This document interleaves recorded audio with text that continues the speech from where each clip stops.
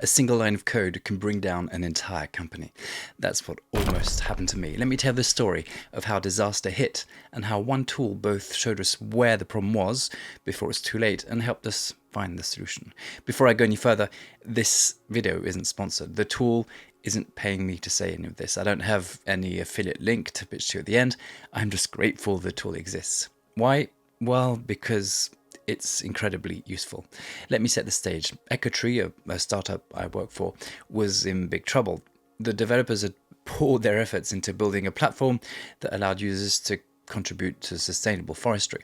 But lurking in our code base was a ticking time bomb that we pushed into production. A single line of code with a simple, silly mistake that threatened to unravel everything we'd built. The bug was a silly type error in PHP in an asynchronous job. That crashed the delivery system for incoming purchases. Not only did that crash break the job, but for some reason it also prevented all the other jobs in the queue from being executed. Now, the worst thing about all this was that it was all happening silently. On the surface, everything was running smoothly, but behind the scenes, things were breaking down in a domino effect, and things could have gone very wrong. But they didn't. Why? Well, in short, that's what Sentry IO does. It shows you the crashes that are happening in your app, both on the front end and on the back end.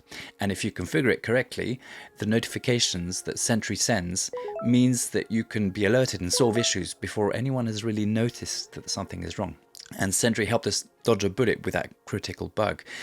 But truth be told, it was easy to solve precisely because it was a crash. But Sentry also shined a light on something far more subtle. As we dug deeper into data, we uncovered performance issues that were slowly strangling our app's potential. Performance problems are sneaky. They're a lot less cut and dried than a crash. They slowly gnaw away at your user's confidence. A study shows that conversion rates drop dramatically the longer it takes for your page to load. And Sentry's performance monitoring tools mean that we can finally see the full picture of our app's health from front end to back end. A feature I use a lot is Sentry's transaction summary page. There's one metric I find particularly useful.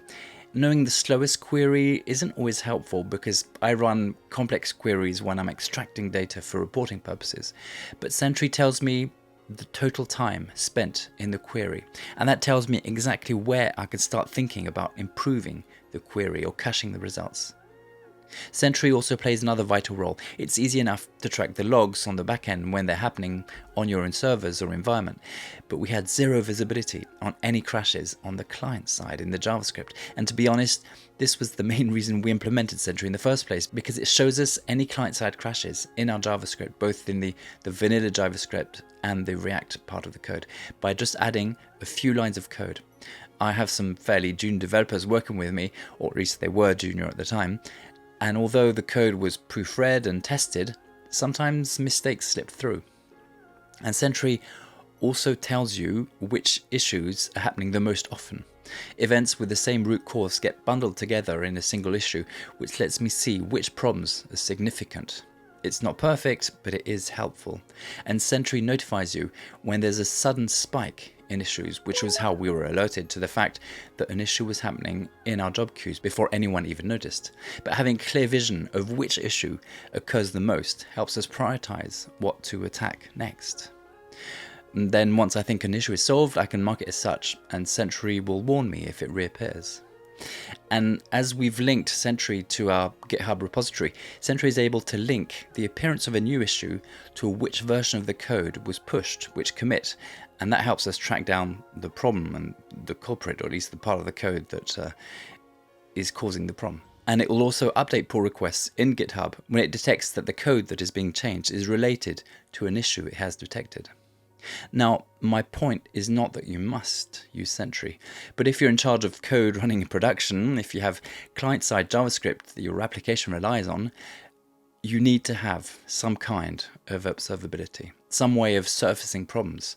Sentry does this nicely, and it fits my needs really well. So I just wanted to share my experience with you. Thank you for listening, and I'll see you in the next video.